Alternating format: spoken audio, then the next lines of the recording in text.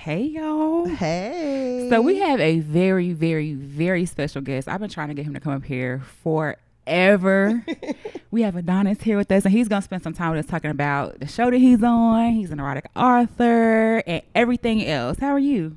I'm good. I appreciate you guys having me. Yeah, thank you for coming. We've really been excited about this episode. Yeah, we're going to have fun. Okay. Yeah. So, you were on a show, Ready to Love, Yep. Dallas edition. Yeah.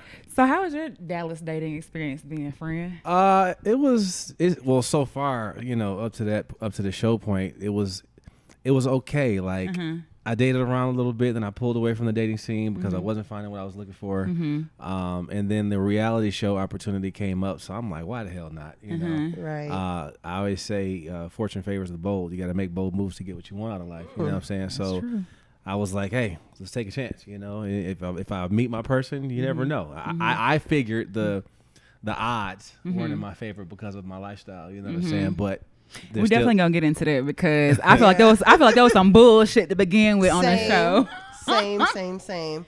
Yeah, no, dating in Dallas is definitely it's not for the weak. Yeah, it's not at all. So I actually a couple weeks ago I got on the elevator super early in the morning here in my apartment.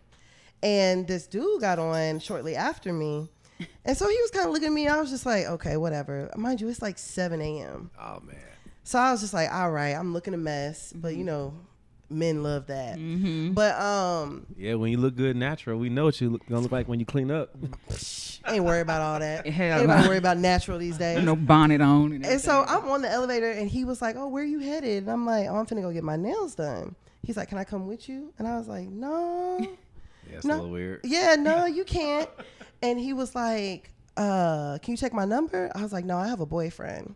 He was like, oh, damn, he don't let you have friends? I was like, no, I don't want no friends. And he was like, do he be beating on you? Wow, that's a little extreme.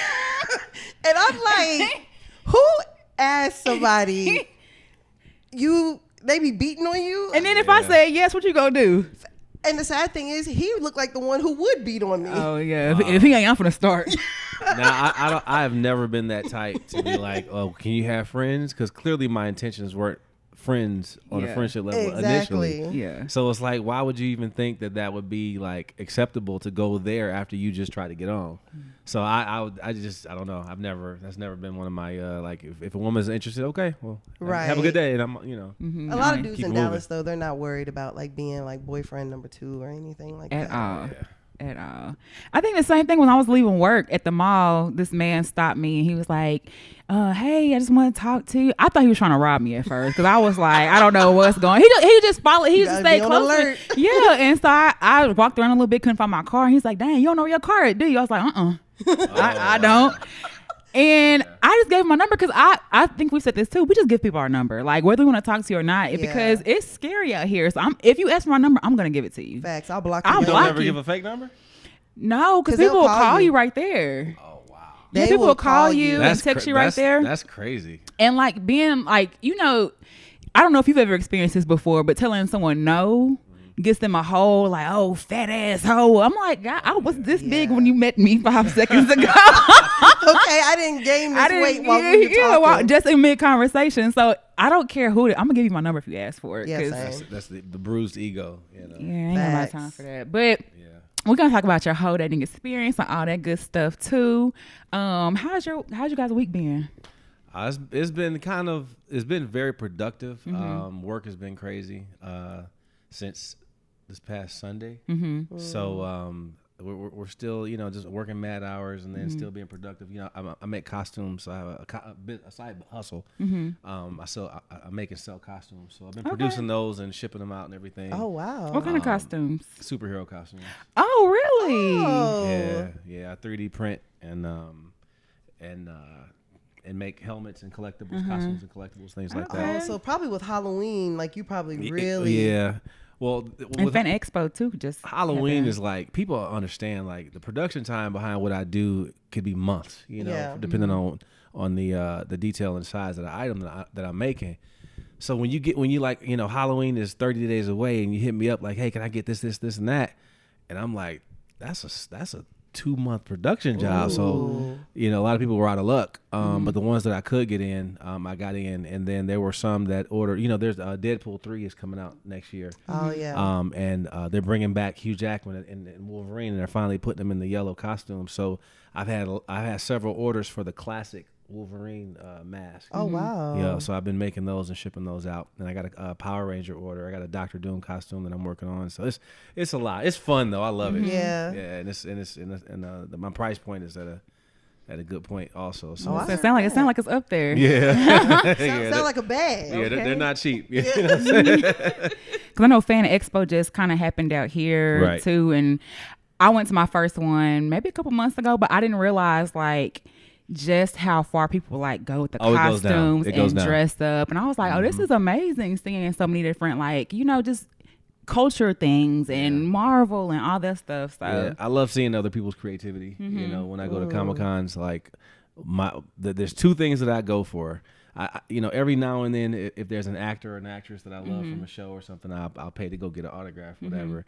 But that's not really what I go for. I go to take pictures with other people in costumes, and then I get a couple souvenirs, whatever, for the memories, and then I, you know, call it a day.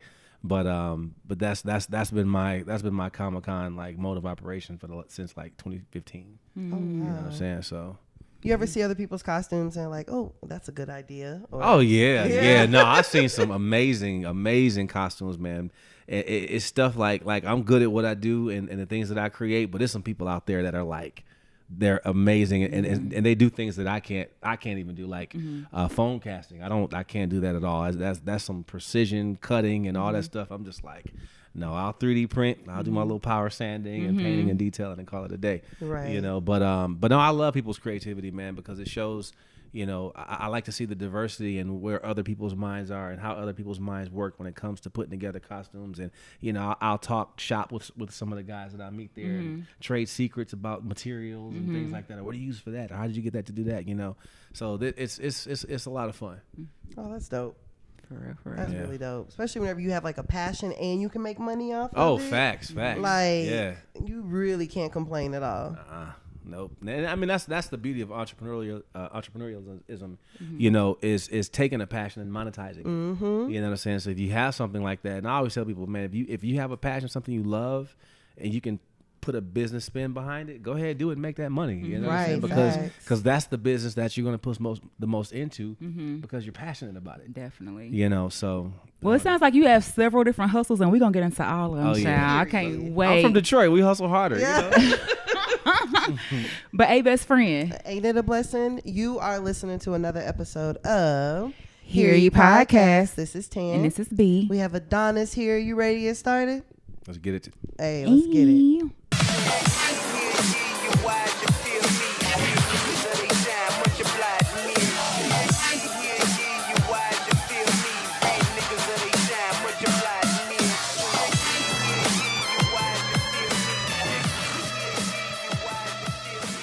All right, so this is definitely a special episode. So we're going to do things a little bit out of our norm.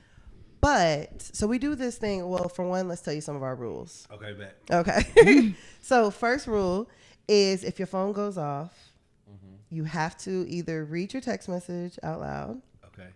Or you got to answer your phone call. Okay. And put it on speaker. My ringer's off, so. Okay. All right. Some people like to leave theirs on. Yeah, some people want to live by the edge. And Yeah. I'll answer it. All right, now. No, Yeah. It stays off because I'm on the phones all day, so I makes feel sense. my phone's always on silent. It makes too much noise. I can't stand it. I don't understand how y'all do that. My anxiety be through the roof if I can hear my Girl, you'll phone. get used to I it. kind of miss my sound effects, though. Really? Yeah, I customized my phone, you know. Oh. Android. Yeah. So I can change like it. Android, you can build a new phone. Yeah, you can change everything, man. So I got all custom sounds from different things that I like. So, yeah, my alarm is the Game of Thrones theme song. Oh, dang. And I type a little message so it says, Marvin, wake up and get that money or some shit like that. Or whatever I want for that week, you know what I'm saying? And just something to get me motivated at 5 a.m. to get up and go work out, you know? Oh. No. God bless you. Facts. And then so we also do this thing we call 100 rounds. So we're just gonna like say a topic. I'll say a topic, and then you'll just say the first thing that comes to mind. It's almost like concentration until the kinda like first person goes out. Okay, bet. Yeah, and then wherever we stop is just where we stop. Okay, so let's do 100 rounds. Cardi B. You can go first. Actually, I like some of her music though. Honestly, like, yeah. When in the car driving with with her and something comes on, I think lyrically she's definitely progressed since the beginning. That is a fact. Mm-hmm. Yeah, this Cardi we got now is a lot different from Bodak Yellow Cardi. Yeah. So and she's real from for everything I've seen. She's funny too. Very. She is hilarious. She's like, personable. I think that's why she got Yeah. so popular. Mhm. Yeah. Yeah, she's a very personable person. Yeah. Okay, so it's usually just one word, so it's okay. Oh, it's one. Oh, my bad. I was just gonna let you make it. I'm giving a whole. Okay. Belcalis. That's her real Culture. name. Wait, you said what? Belcalis, that's her real name. Oh, that's her real name. That's her real name. Oh, is she Puerto Rican? Or something like that. I think she's Dominican. Dominican. Oh. Yeah. WAP. Atlanta. My girlfriend. Ooh.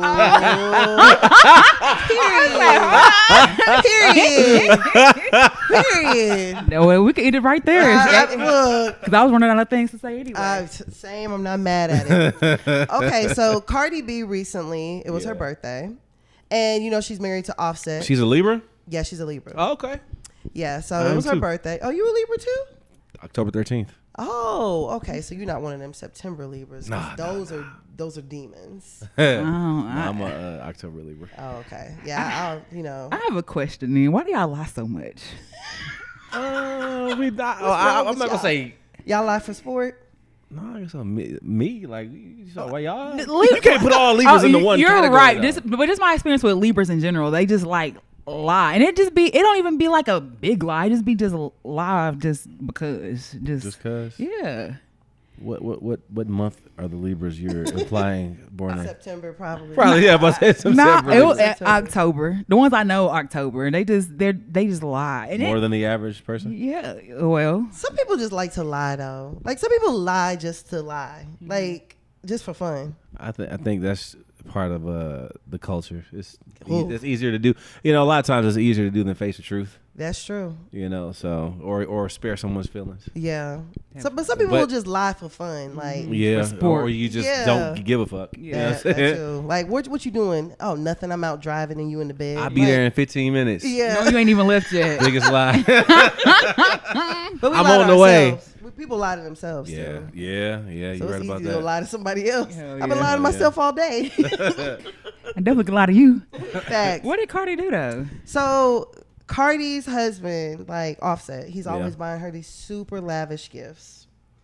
And this year he decided to do something a little bit different. So on top of the Birkins and stuff that he bought her, he also bought her some real estate and some rental properties. So Cardi got online to basically say, like, I don't want real estate. Like, that's just nothing but problems. I'd rather have a Birkin than you buying me real estate. Mm-hmm. And she said that the Birkins hold more value. I mean, I'm not gonna say all of that, but I think you got to have a really strong business mind to manage a property on the scale of what I'm sure he probably bought her, Right. and she probably just didn't want to deal with it. Yeah. Yeah. Because and it's like, okay, if because you have to think about it, she's got her kids. She's got her careers, interviews, traveling, performances, all this stuff to juggle enough as it is. Mm-hmm. And now she got to run an apartment building. Mm-hmm. So I mean that's me giving giving her credit. Saying like maybe she just didn't want to deal with it, because I understand like when you got so many things on your plate. Like I got a crap ton of things on my plate right now, and I know one thing can just overwhelm me. Like, okay, you know what? I can't even handle it anymore. Right. You know what I'm Be too saying? much. So it could be it could be one of them deals, because I'm like, you have to hope that with as much money as she's made in the careers that she's had, that she has her investments in order. You see what I'm saying? True. For her kids and for the future. True. So it's like maybe she just didn't want that one more thing to have to worry about. Right. And that's not just a little thing. Yeah. That's a big thing. This is true. I mean, So- but Cardi has enough money to where she can hire somebody to do all that. Well, yeah. She did say though, because I think one of the properties is like a Airbnb or some type of property in the Dominican, And she was like, it's so hard, like, because people just, I can imagine if I be in an Airbnb, I'm complaining, I'm telling you everything that's wrong. So being on the receiving end of that, and I think she has another property, and she was like, they ain't paid rent in like 9 months. Yeah, she currently has a rental property. It's a headache, and if you got to think about it, if her Airbnb is in the Dominican Republic, she's not there. Mm-hmm. So how can she really manage it and watch it to make sure it's being kept up right? It's a stressor. Mm-hmm. It's just an added pressure or something. You get something else you got to worry about. Okay, I got to fly down here and make sure everything's good, or I got to pay somebody to go down there and no, she's probably like, hell no, just give me a bag. Yeah, no. Call it a day. I can low-key understand it because me and my sisters, we inherited like our childhood home from my parents, and we rented out, and it's a hassle. I'm not gonna lie. Yeah. Like whenever there's like no issues, everything's like cool, running smooth. We're Gucci. Right, but when it's bad, it's a nightmare. I'm sure. We had to replace the whole electrical panel in the house. Oh wow, see, that was $7,000. Then, like the people who live there, they were like, well, we can't get it replaced until like the middle of October. So we're like, all right, well, we just want to let y'all know you need to sign some sort of liability form. Mm-hmm. God forbid, just in case the house burned down, we tried. Like you asked us to wait. Mm-hmm. That's crazy. Finally wait until mid-October. Now permits and everything are involved. The city is like, the electricity's going to have to be off for 4 days. Sheesh. The people have to leave the house. Wow. We have to reimburse them for their hotel. Oh, yeah. See? Food. Nope. Food. You got to feed them? Oh, wow. Reimburse food. Mm-hmm. Like, it's a lot. That's crazy. Yes. So whenever I heard Cardi say that, I'm like, bruh. Yeah, she probably didn't want them. Yeah, she probably just didn't want them problems. Yeah. Like, a Birkin bag is way more simple. Mm-hmm. Exactly. I know where it's at. Yep. I know the condition it's in. You don't have to deal with nobody else involved in it. Exactly. Mm-hmm. Like, nobody's living in it. Right. You don't know. And then you see like horror stories online of like people like damaging properties. Or squatters. I saw a story recently about a lady that refused to leave the person's Airbnb, period. And she pretty much forcibly stole her house. Mm-hmm. Because they couldn't, because of the laws and rental things, the rental after she was there for a certain period of time, you couldn't evict her. You couldn't just say, get out of my house. You had to go through all the, and so she found loopholes, and the lady got to stay in this woman's house. And you'd be surprised how many people are professional squatters. Yeah. Facts. And know the rules and laws. And know that you can't kick me out. I don't know. I feel I would make it so incredibly uncomfortable that you would just have to, like, I'm gonna walk around that bitch naked.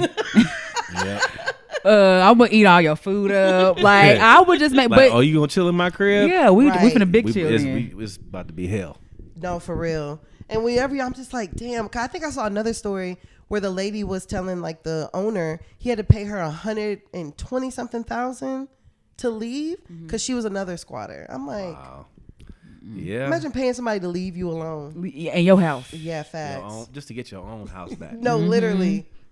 It's scary. The reason we kind of talked about that too, because on the on Ready to Love, there was someone who asked about a purse, a Birkin, or something like that. Yeah. And it spanned this whole conversation about it, and the whole men versus women, and buy me this, and I don't know, the whole thing. How do you feel about if your lady asked for a Birkin? Like, if that's my woman, and we and again our investments are in order, right? And we got money just sitting like that, I don't care. But I'm not gonna put that before something that could make us money in the future, and we don't have that established already. You see what I'm saying? So I mean, yeah, we got it like that, and everything's in order, and stuff the crib taken care of, and investments is good, and business is running smooth.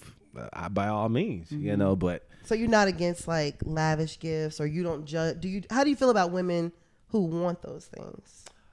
If that's what you want, that's what you want. You just gotta be with somebody that can provide that. Yeah, that can afford it. Yeah, but and also understand that that's a small percentage, of guys. So if your standards are 1%. That high, exactly, the higher your standards will get, the harder it is to find the men that can fulfill them. Right. You know what I'm saying? So it's monetarily. You know what I'm saying? So I have no problem. Look.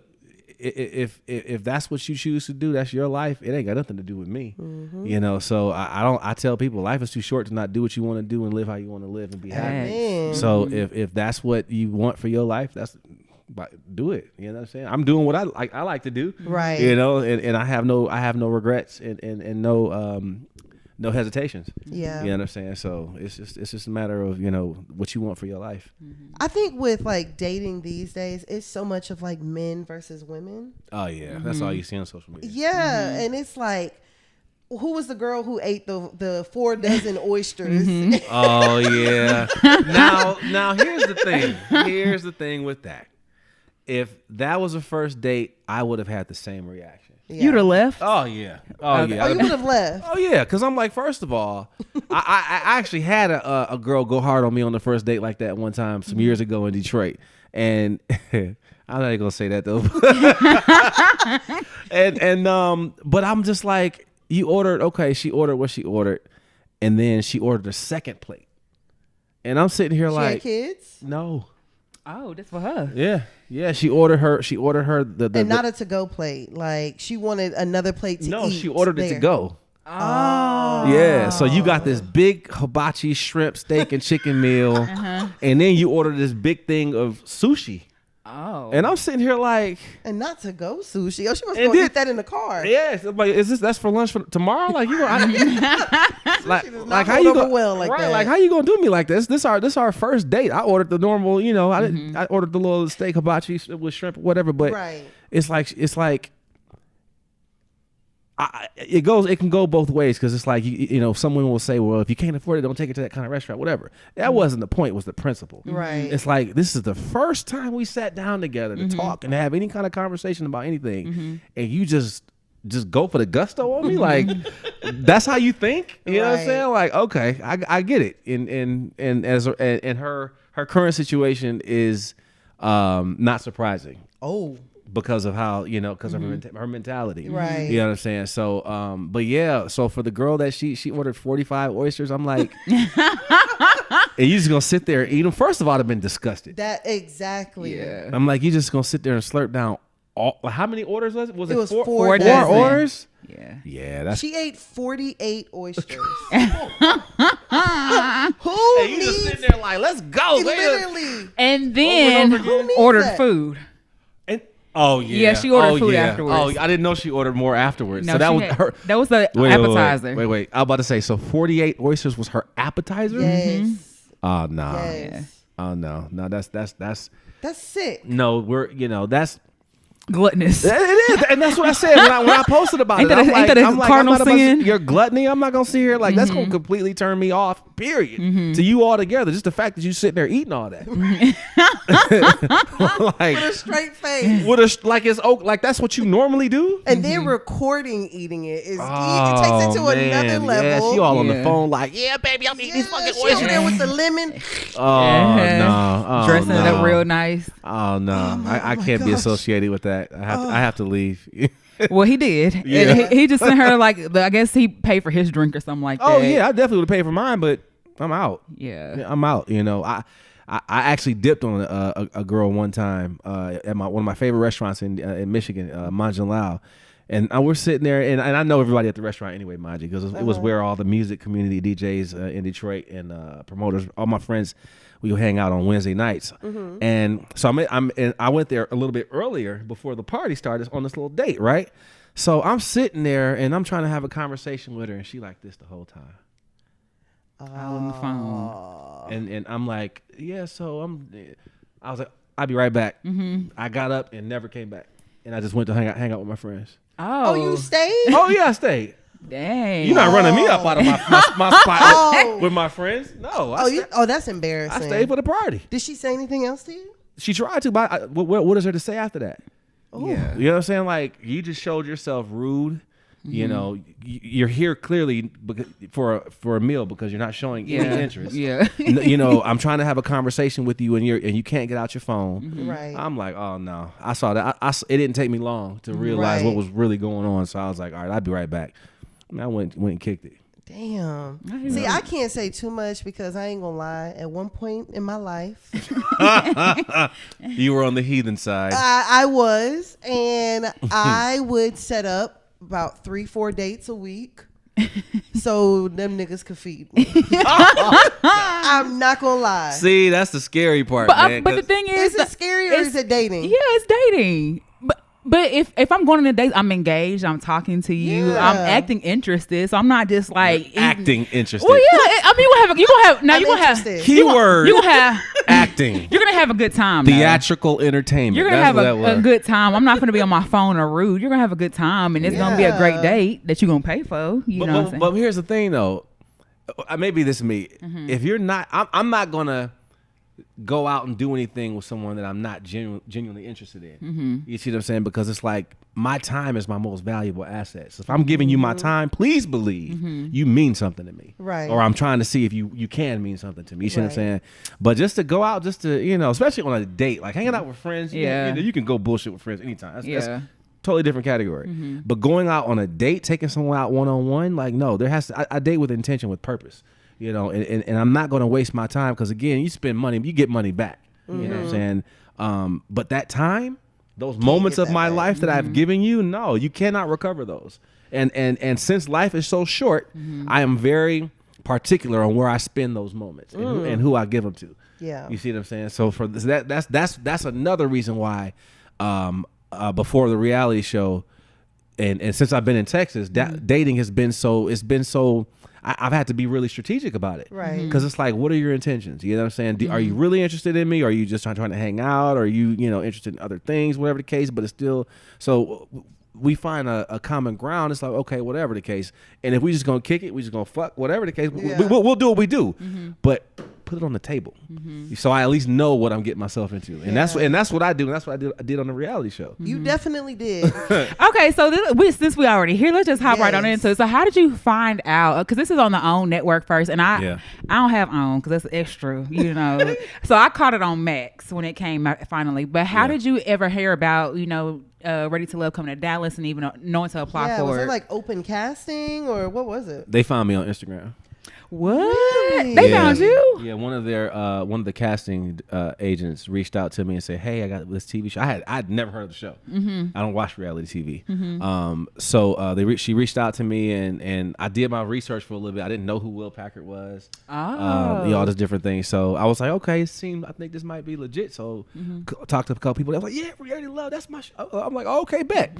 So I filled out the application, started the process, and then another recruiter reached out to me on Facebook. And said, hey, I think you'd be great for this reality show to check. Wow. Yeah, so that's why it was like, okay, the opportunity came to me twice. So I was like, let me go ahead and really see what's up with this. But being somebody who doesn't watch reality TV, to go from not watching reality TV to being on a reality, man, like, what's your thought process for that? Well, first, I binged 9 episodes the night before the Mansion Mixer, the first episode, because my father was like, you better watch that show before you get voted off the first day because you don't know how to move, So I was like, smart. That's a good idea. That's really smart. So I binged it, so I knew exactly what I think it was one of the Miami seasons. So I knew exactly what I was getting myself into. Right. And when I started watching, I'm like, oh my God, what did I just sign up for? Literally, I was in my bed like, oh, this is happening tomorrow. How soon did things, because I think a lot of times people see TV and they think it happens just like that. So how soon after did you hear from the producers and stuff like that to doing the application did they actually start filming? Oh, it was like a 4-month process. Okay. Because we had several interviews. We had 2 psych evals. Whoa, hold on. They did a psych eval? Yeah, that's like a 250 question little questionnaire thing, and then the psychologist called us, and we had to do this little conference call with him where he went over the results and asked us these questions about our lives and things like that. Wow. So yeah, it was. Make sure you're not a liar or like a sociopath or crazy, but because some people still got through there though. So. Yeah. That's crazy that some people still Maybe got they through did there. the psych evals to see who would be good for TV. Like, oh, he crazy as hell. No, She crazy as hell. Bring him on. Yeah, Like, add him on there. I don't know, but yeah, it was a extensive process. But it was fun. I am not gonna lie. It was a lot of fun. Because I will say, in first meeting you, one of the things that you said on the show, when you introduced yourself, you said you were Dom and you're an erotic author. Yeah. And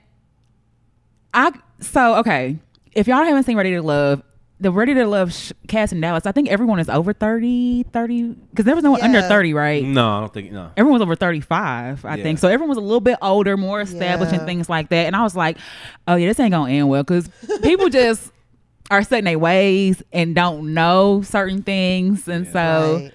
That was kind of, I felt like, I was like, oh, you ain't gonna be, I felt you weren't gonna be on there long. You were on there longer than I thought. That's what I was trying, because here's the thing, like people, the ladies that all ask what I do, you know, and I'm like, yeah, I'm an erotic author, this and that, and then the questions just continue. Right. You see what I'm saying? It's intriguing though. Like you want to know more. Exactly, and I understand that, but it's like that's all they showed.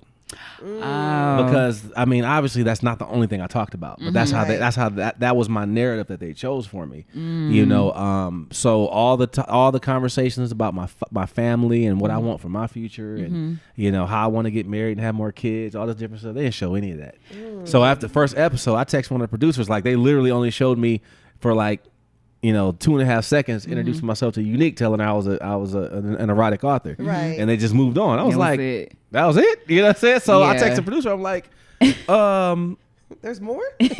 we were there for 12 hours. Whoa, you are 12 lying. hours? No lie. No, it was 14. Yeah, we were there for 14 Wow. hours.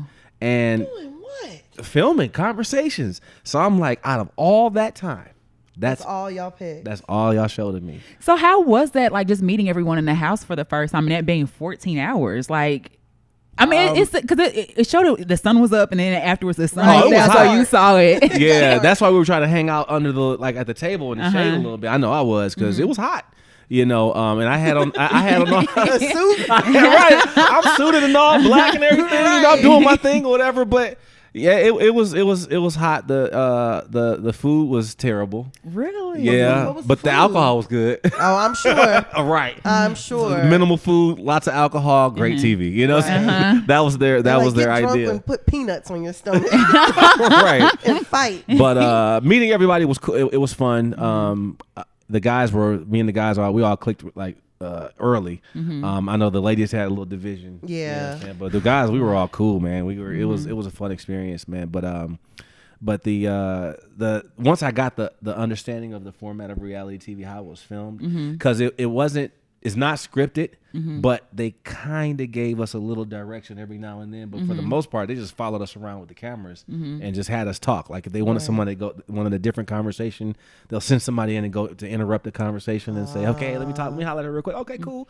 And Right. switch it up like that or whatever. And then but you really wanted to talk to everybody because you want to find as many connections as you can to see who see what's what. Right. So again, 12 hours of conversation, and you know, I felt like, I swear to God, I felt like I mean, it's not even. I felt like I was answering the same questions over and over and Yeah. over. And Yeah. over again. That's dating. About all that stuff, you know. But so by about, I think our call time was like 8 something in the morning.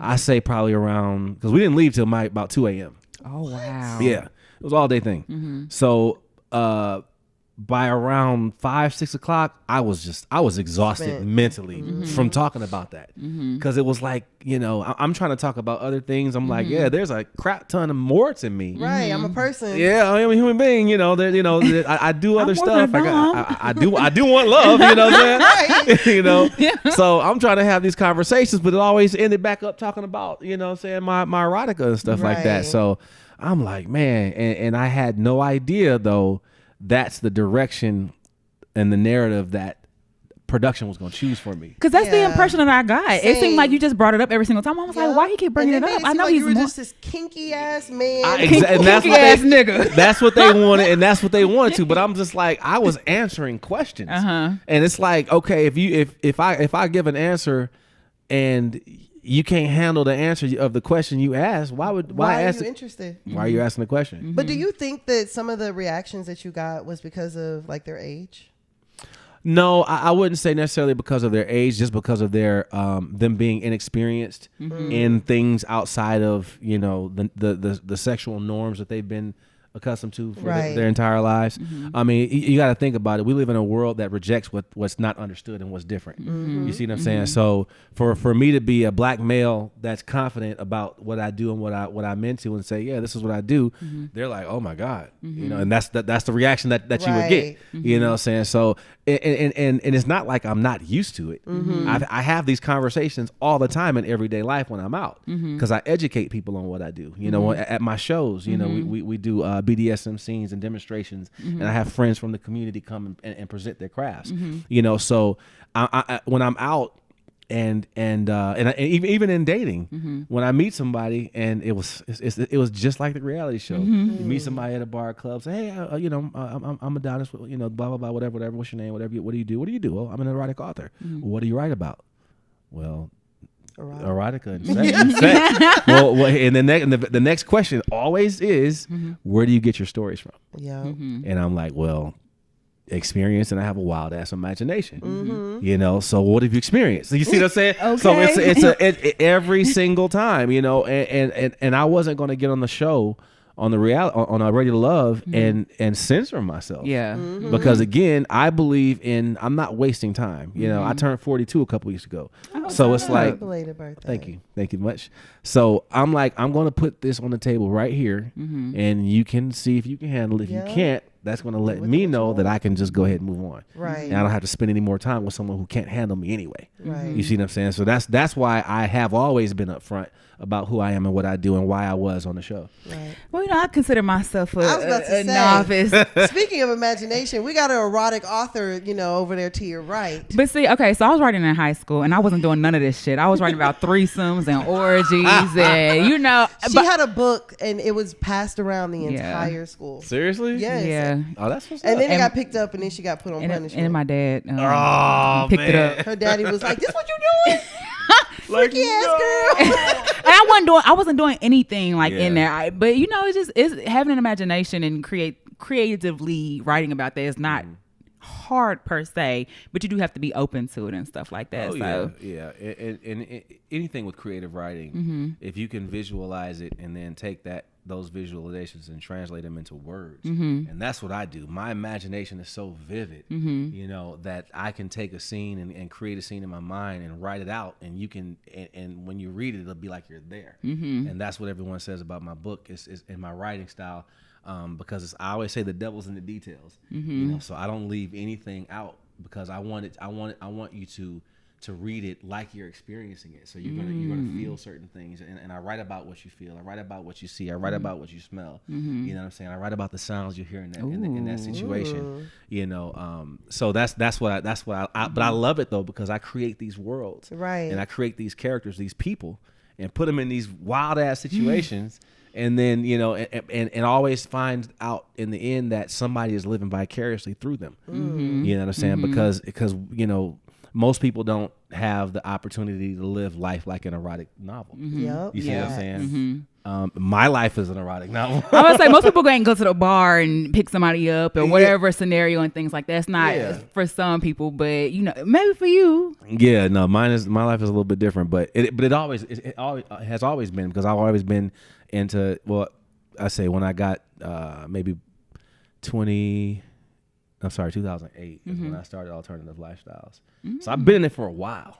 Okay. You understand? So you're not new to it. Nah, I ain't new to it at all. Yeah. So is Dallas like, because you said you're from Detroit. Yes. So is Dallas like a good place for like this alternative lifestyle and like the erotica? Absolutely. Dallas has a huge Black alternative lifestyle community. Very big. When it comes to swinging or lifestyle or BDSM at all, period. You know what I'm saying? So I'm always at events or going to people's events or performing. Actually, we just did a performance. What was that? Saturday night at a show, at someone's show, and then my show was last Friday. You see what I'm saying? So, and then like I said, we have several friends in the community in the community that practice.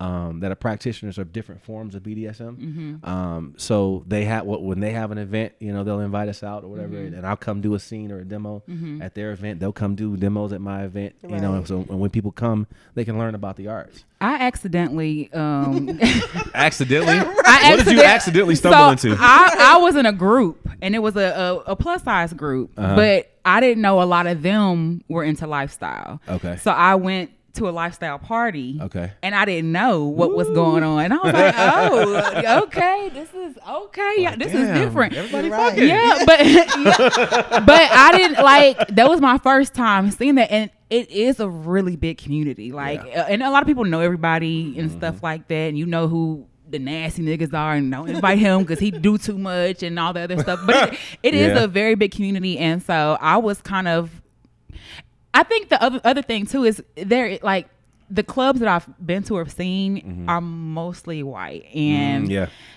especially in Dallas. Yeah, I'm you got to go on the black night. When is the black night? Saturday. Thursday. Oh, during a weekday? Yeah. Thursday, Right. When nobody really want to be there, you got to work next morning. Right. Yeah. I definitely have seen it. So it seems a little bit alternative, but just talk a little bit about kind of like, because we're gonna go more into it. Make sure y'all go on Patreon because we're gonna go more in depth. But can you go a little bit into detail about like your lifestyle, because there are different types of lifestyle within lifestyle communities. So can you go in a little bit of detail about what you do? Yeah. So I am a sensual dominant. I do sensual BDSM massages. That's kind of like my that's my art. You know, when I perform, when I do other shows or whatever, it's essential massage, tantric touch, energy transfer. But I also use, you know, floggers and paddles and things like that to kind of heighten the woman's experience along with the sensuality and of the massage. And my massage style being more rhythmic, you know, especially when I'm a little high and I'm into the music, you know what I'm saying? That's when I really get into it, you know. You're in your zone. Oh yeah, I'm in my zone at that point. But also my girlfriend and I, we are swingers. You know, we go to do play parties and things like that. I am a stag. Okay, so that was gonna be one of the questions we had too. Yes, because I'm a little confused. Okay, what's the difference between stag, cuck, and being a voyeur? Okay, so stag and cuck are on two different ends of the spectrum. Okay. A cuckold is a person who's a masochist. They're turned on from being humiliated. So it's almost like I'm taking your girl from you. Yeah. And they get and they're aroused by being belittled by the other person and their woman while they're you know. It's the big old BBCs coming in there. Oh, so she'll be like, while she's fucking, like, oh, you see his dick is bigger than yours. Yeah. Okay. So cuckolds get turned on by that. Okay. I'm a stag. Like I said, I'm on the opposite end of the spectrum. I'm dominant. There's no humiliation with me. I'm turned on by watching my woman be with another man. But I'm turned on because of the pleasure that she gets from it. And when it's over, I reclaim her. I take back what's mine. Ooh, I heard that now. Shit now. Ooh. Adonis. Wait, we weren't ready. And I'm gonna take back what's mine. Yeah, and that's reclaim sex. You know. Oh, so y'all have sex after? Yeah. Oh, that's low key a little vibe. So how do you go? So are you guys open, or I mean, what's the difference between being open and swingers? Okay, so when you're open, is you're able to free date whoever you want, and the guidelines of, okay, I'm not going to spend the night at somebody's house, you know, they're not there. You can do whatever you want. But in a swinging relationship, typically there are rules and guidelines. Like she and I don't kiss other people. You know what I'm saying? Okay. There's like you keep something between. You know what I'm saying? And as far as dating, there isn't any of that. We play in the same room. Now there is I do have fantasies of her going out and playing and surprising me with pictures. And then coming home and saying, "Hey, Daddy, this is what I did. Do you know naughty." that? Well, duh, you know that. I've been naughty. Obviously. Ooh. Yeah, and then I watch the videos and then I take back what's mine. Oh. You know, or I'll film it and make the video myself. You know, while she's with a bull. And then we watch them later as foreplay, you know. Okay, so I know we kind of backtracking a little bit, but I know on the show, one of the common things were like, well, can you be monogamous? And can you you kind of explain about how you can separate the two? Because in one of the scenes, you was like, you turn your room into a dungeon. And so how if I'm not really into that, as your partner, how am I supposed to know that things don't go too far or that you can be monogamous? Can you talk a little bit about that? Yeah, so practicing non-monogamy and LS in the lifestyle is, I mean, that's what it is, you know. But as far as our relationship, our love, our emotion, our passion, and intimacy and intensity for each other, that stays between us. Okay. You know, and I always call lifestyle play, I call it erotic entertainment. You know, some people go to movies on Saturday nights, we fuck. Oh, You know what I'm saying? So it could be, you know, it could be whatever you make it, but as long as you have, you know, guidelines and rules in place to keep the relationship intact and the relationship first, then that's, you know, that's how you separate that. So I don't have other girlfriends. You know, I've had submissives, you know, for domination purposes and things like that, because that is one of my fetishes is domination. You know, obviously. Right. But as far as having another girlfriend, like I've been in a poly relationship. She's not poly. You see what I'm saying? So it's like, in being with her, it's like I know I have to adjust, you know, to fit who she is and who she is in our relationship if I want to be with her. You see what I'm saying? Because if not, then we all have options in life. You can stay and operate within the guidelines or not. Right. You see what I'm saying? So being in a situation where, you know, they ask me, you know, can you be monogamous? Well, if I was retiring, obviously yes. Yeah. Because she's the only woman I love. You know what I'm saying? And she's the only woman I'm with. So that focus on one person is there, but a nut is a nut.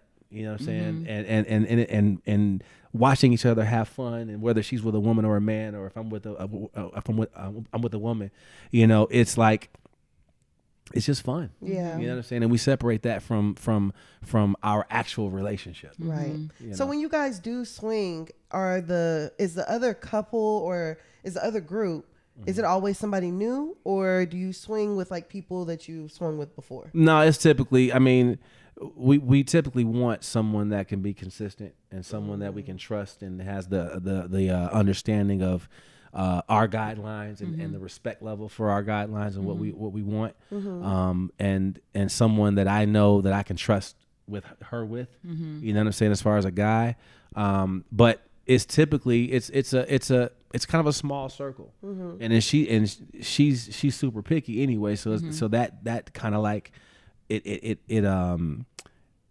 brings the number of options even smaller. Yeah. You know what I'm saying? So once you find that one or two people, it's like, that's just who we rock with when we get those urges. You know what I'm saying? Can we know picky as in what aspect? Oh, I mean attraction level, how you carry yourself, you know. So, bougie, a little bougie. Yeah, energy vibes of people, how they act, you know what I'm saying? We observe, you know, how they carry themselves around other people and how they move, if they messy or not, you know what I'm saying? And how who else that they know that we know that can vouch for them. There's a lot of vetting involved, you know what I'm saying? So it's not like somebody can walk up off the street and say, "Hey, I want to play with y'all." And I'm like, "Okay, let's go." You know, Right. it's a process. It's a longer process. Now, don't get me wrong. We have had moments where, you know, it was a first night. You know, we went out, hung out with a lady that, you know, I was like, "Hey, let's go ahead to the crib and make the threesome happen." And we did, you know. But for the most part, it's kind of especially with her, because like I said, she has to have that energy and that more of that connection than I do. I have, as long as they meet my fetishes, the basic standards of cleanliness and hygiene, everything is intact, and then they meet all my other standards for what I like for my fetish. So I'm like, all right, let's make it happen. So let's talk about some of the fetishes, because I know you did touch a little bit about that on the show. You have an ass fetish. Ass worship, yeah. Nipple. There was something with nipples. Well, it's an oral fetish. I love licking clits and nipples. Fetish. Yeah. So you like what? I didn't. She said you like what? I said that real quick. No, I have an oral fetish. So okay. I'm turned on by, you know, kissing a woman's body, kissing her breast, sucking and licking her nipples, and then I love eating pussy. So and I love eating pussy from the back. I love having my face out on. That's the energy. Yeah, it's a vibe, you know. It's a vibe. That shit turns me on, you know. So but I didn't realize it was that strong of a fetish with me until maybe about 6 years ago. What makes it a fetish? Because I crave it. sometimes. You know what I'm saying? I have like, damn, I ain't ate pussy in a minute. You know, I be thinking like that. It's pussy o'clock. It's right, exactly. Pussy o'clock. Pussy o'clock. So you I like could- that, pussy o'clock. So you could only eat pussy and that's it. Yeah. Yeah. Yeah, Because I would consider that fetish. but my I call it my main fetish is a woman's pleasure. I was about to say, it sounds like you're a pleaser. Yeah. More than my main fetish is a woman's pleasure, and then the sub fetishes underneath that are the ways I cause that pleasure. You see what I'm saying? So eating pussy, eating from the back, having my face set on, you know, using my restraints, you know, so she can't run when I'm eating it. Ooh. You know, just different things, you know, different ways to, and of course, like I said, having my face set on, a little bit of asphyxiation. Wait, Like choking. okay, I thought. Well, no, when somebody sitting on your face. and yeah, cut off my air supply from Yeah, I did that, and he didn't like all that. But it, because I didn't understand face writing. Like I was with a partner You before. gotta know how to write face. Yeah, it's a thing. Yeah. Well, a partner before he liked being smothered. You know what I'm Yeah. saying? So I'm with somebody who wanted. I'm with someone who wanted to have, who wanted me to write their face, and I was doing a smother. And he was like, "I can't breathe. Get up Yeah. off me. I don't want to But die." see, here's He the tried thing. to kill me. Here's the thing. The skilled pussy eater knows how to eat pussy and breathe out his nose. Oh, Yeah. So you don't have to stop. Yeah, he wouldn't try. He wouldn't. he was trying to do both down there, so it didn't work out. But Nah, you got to know how to find the little air pockets. You know what I'm saying? Especially she got ass. You got to find that little air pocket. Take that breath in through that right nostril. That's the only thing that's free. Crying. And get back to work. damn, I'm crying. so how does one figure out? Because it sounds like you have a lot of your fetishes and things like that categorized. How does one figure out what you really like versus just trying shit? Well, I mean, you have to explore. It all self-discovery is only met with exploration. You know what I'm saying? So to find out what you like, you got to try things. And you try it, okay, I don't really like that. You don't have to do that anymore. Right. Or I love that shit. Let's do that again. You know what I'm saying? And then you continue to do it and develop it, and then until it comes to a point where it's like, nah, I love it. You know what I'm saying? Like I love eating ass too.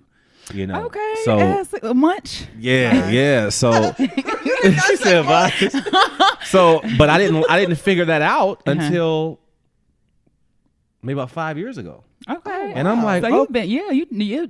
So what are some things that you don't like? You try and be like, I'm good on that.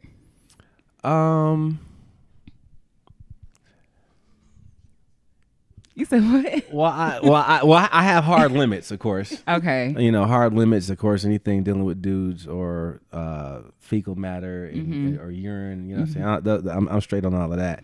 But I love anal sex with a woman. You know what I'm saying?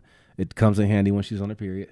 But other than that, with a woman, I don't have any restrictions. I don't like it when a woman sticks her finger in my ass. Okay. Like, no, You that good on happened that? when I was younger. I was like, okay, never again. I learned early that I don't like that shit. You know what I'm saying? What about a woman eating your ass? Yeah, that's cool. Okay. Yeah, Okay. that's cool. So Because that's our resident ass eater. Yeah, I think I've done more things because I don't feel like really anything you do within a heterosexual relationship is considered gay, but a lot of men kind of will, black men. black men will Yeah. say, "Oh, don't do that gay shit to me" and all that other stuff. And I'm like, you might like it. How you know you don't like it?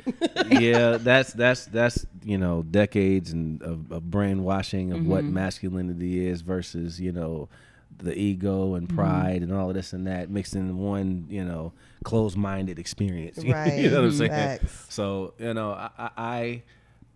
I figured the reactions I cause when I eat a woman's ass. And then, I my balls are sensitive. So when she go in there and lick under the balls and everything, just keep going a little bit. You know what I'm saying? Go a little And hit further. that spot, it's like, oh shit, Right oh there. shit, right?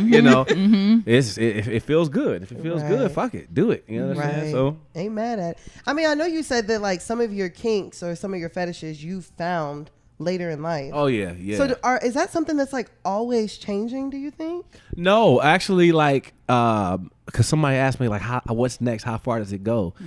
I like what I like, and I found my comfort zone in this whole world.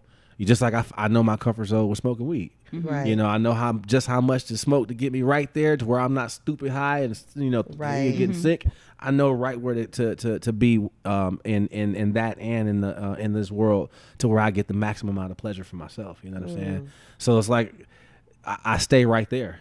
You know, and I know everything, of course, that's out there. I know there's more out there, but I have no interest in expanding what I'm into, or I've tried it and I'm good on it anyway. So I'm like, all right, I'm smooth right here in my little pocket. Right. Of what I love when it comes to erotica and sex. Okay. So between you and your girlfriend, if y'all found like a third person, would you guys be with someone who's never tried any of that? You know, vanilla people. That's what we call vanilla. them. Yeah, it's really difficult to initiate someone that's vanilla into this world because their mind isn't open yet. Now you can train them and help them open their mind to different possibilities outside of just missionary and getting back shots. Right. You know what I'm saying? Like it's a whole lot more to sex than just what you're used to. But they have to have the will and the want to learn and to explore into those different things. Now there definitely have been many women that I have introduced to the world, to my world, not necessarily in threesomes and some in threesomes, but just into different things because they were like, okay, I want to try this. I want to try being tied up. I want you to spank me or whatever the case. I'm like, okay, I can explore that, with you, and I'm all about self-discovery. You know what I'm saying? So I've helped women in the past discover what they want to have a threesome with two men. Like I got somebody for that. Ooh. And I made a phone call and fulfilled a fantasy for them. It's right up my alley. No, same. Yeah. So I do feel you on like the education because I've seen a couple of cast members come to some of your events and stuff like that. So and even on the reunion, someone's like, "Oh yeah, I discovered I like wax and stuff like that." Yeah, wax therapy. Wax play. Yeah, that's another form of BDSM where they where the practitioner melts the candle and pours it on your body and then scrapes it off with a knife. Oh, yeah. I don't know about the scraping it off part. Yeah. Wax and knife. Like a butter knife? No. A sharp one. A steak kitchen knife. butcher knife. Yep. A machete. Yeah. But it's an erotic sensation that's unique. There's electroplay where there's a conduit that's put on you, and she loves electroplay. Like a TENS unit or no, something kind of like that. But when the electric charge goes through, it shocks. And you can touch the person, but it almost feels like how when someone touches your spot, it feels like that everywhere. Okay. Yeah, it's a really really good feeling for the woman. Look now, So shit. Play? Okay. Okay, we're gonna go to the hearing at the dark real quick. I am crying. That's amazing. Like I really just love black men just allowing themselves to like, I like this. You can't tell me about myself because I like this. You ain't gonna shame me for liking this, and also just bringing other men into it too. So yeah, no, I have guys ask me. I teach lessons. In sensuality and touch and flogging and things like that.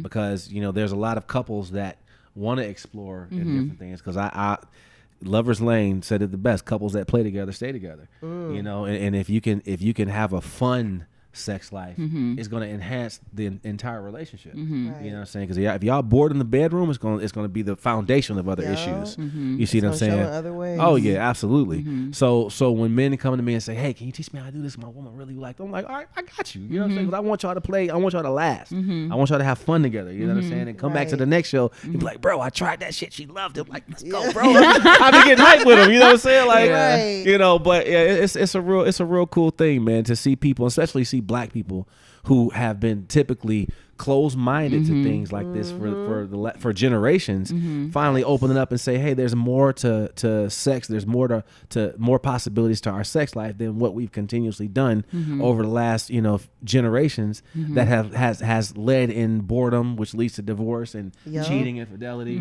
know what I'm saying? So that's why it's like, okay, people talk about us in the LS like we doing this, doing that, but we're all consensual. We know what's going on. Yeah. Y'all cheat on each other. Volunteers, no victims. Yeah, all the damn time. You know what I'm saying? So don't cast a stone at me, and you cheating on your girlfriend. Yeah. You know, or you got a side chick. Facts. I don't have to have a side chick. You know what I'm saying? If I want someone, I holler at my babe. I'm like, babe, can we, I bet.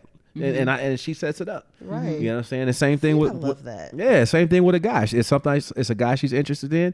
I'm like, all right, I'll handle it. You know what I'm saying? And That's the part I love, because a lot of men you hear like, oh yeah, I'll do a threesome, but I can't another nigga. Oh yeah. And so I'm very equal opportunity. Don't tell me I can't do something that you can't do. So the fact that you are open enough, because I think it also leads part of to your dominance. You just know like you that nigga. You know what I'm saying? You that guy. I don't have any doubts in my mind. Where her heart and where her loyalty is. You know what I'm saying? So it's like something like that again. But it also stems back to my entire mentality when it comes to the LS and how I see other people when I'm in a relationship. You can put a dildo with a suction cup on a wall and back into it, and it's the same thing to me as a person. They can just fuck back. It's emotionless. You know what I'm saying? They're a lot at that point. They're a live sex toy, and that's how that's how I see them, male or female. You know what I'm saying? So. When you're able to separate your emotions and your ego from and your pride from the LS, it's like, okay, yeah, it's like, I know she's having sex with a dude, but she's mine. You know what I'm saying? Like she's like cutthroat about that shit, about her loyalty to me. Yeah, so it's like, what do I have to worry about? You know what I'm saying? Like, and plus, can't nobody do her like me anyway. Oh, I heard that now. I know that's right. I heard, well, okay, shit. I know that's right. So back to Ready to Love. Like, since they did focus so much on like your alternative lifestyle, do you think that there was like a moment that was missed for you to like educate? No, I mean, I think if people really paid attention, there was a lot of education that went on, because I explained things the way I always do. I mean, they censored what they had to censor, right? You know what I'm saying?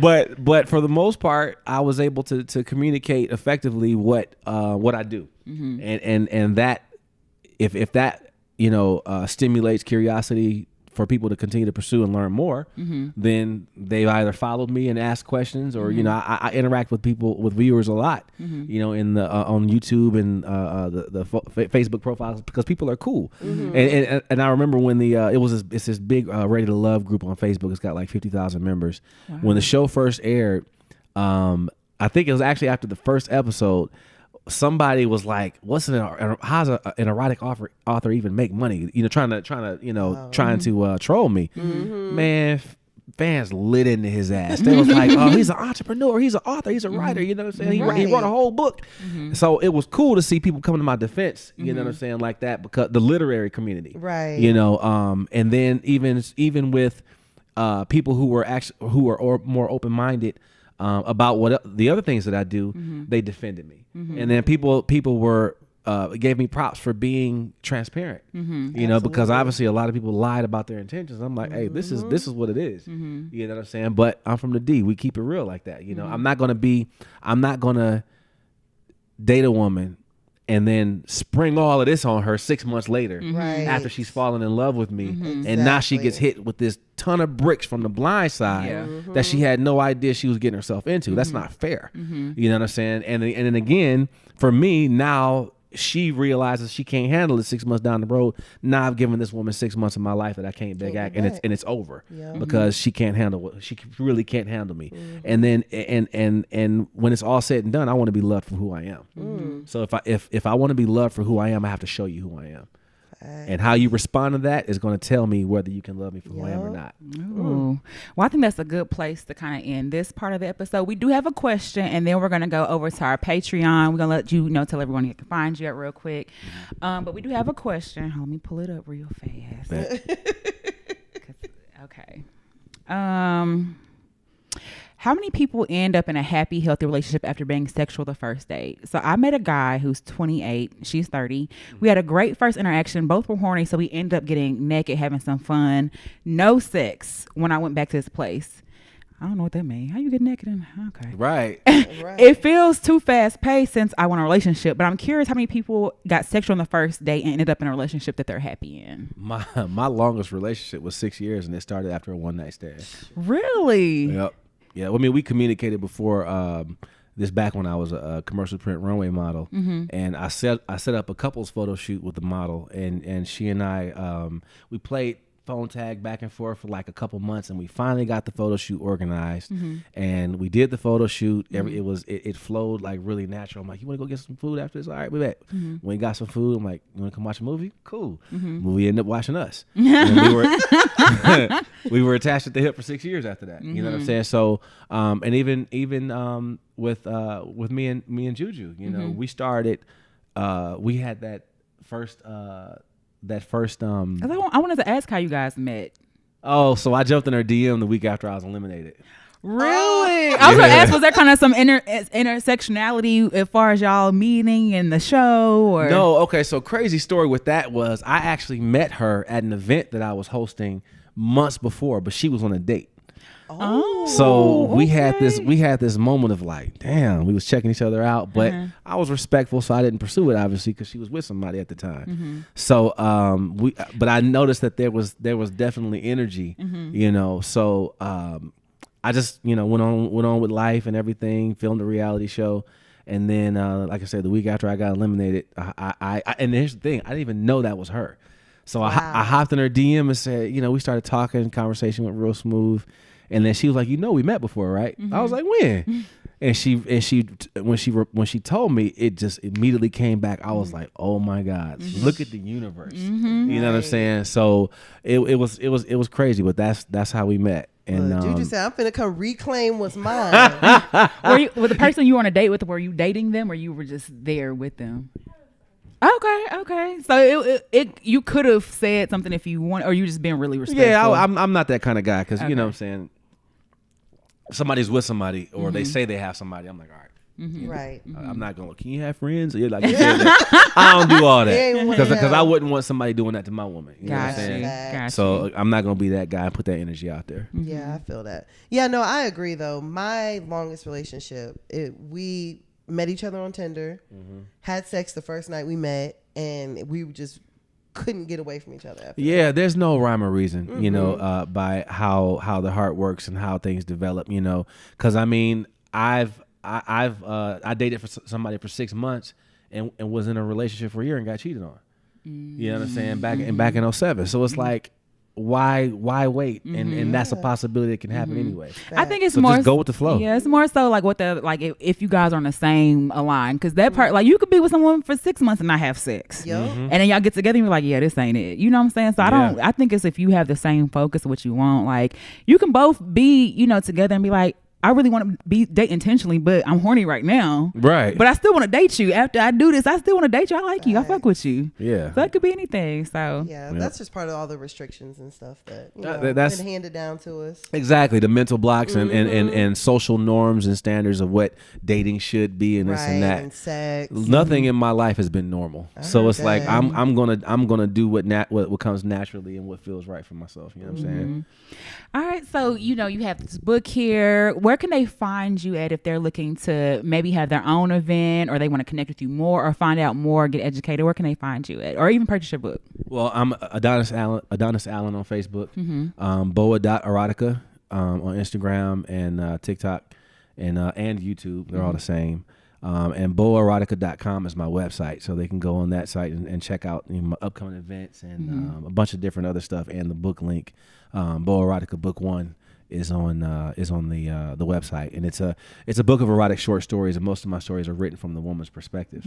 So I put women in positions of power and dominance that they're not typically in society.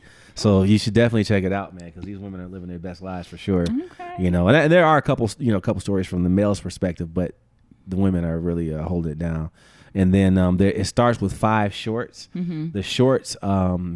I initially wrote the shorts to kind of give people an example of how I write, but they were like really cool. So I put 5 of them in the book, and they're based off of like my actual experiences, Ooh, you know, or my fantasies. You know what I'm saying? But the stories are fiction. They're just wild. Okay, so you definitely want to make sure you tune into the Patreon because we gonna get into the excerpt of the book in a little bit more. Listen, Hear Ye After Dark. Oh, don't fucking forget it. Y'all can find us. You already know. He gets us up at hearypodcast@gmail.com. We're at Hear You Podcast on all social media platforms. And y'all can find me on Instagram at @huda_breezy, BREEZY. And where can they find you at?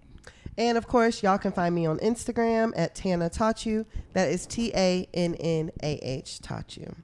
All right, y'all ready to head on over to Patreon? Meow. Of course, Adonis, thank you so much. We Thanks will for having be me. look on Hear Ye After Dark. As always, shout out to everybody. We had fun, and we will talk to y'all next week. Bye. Bye.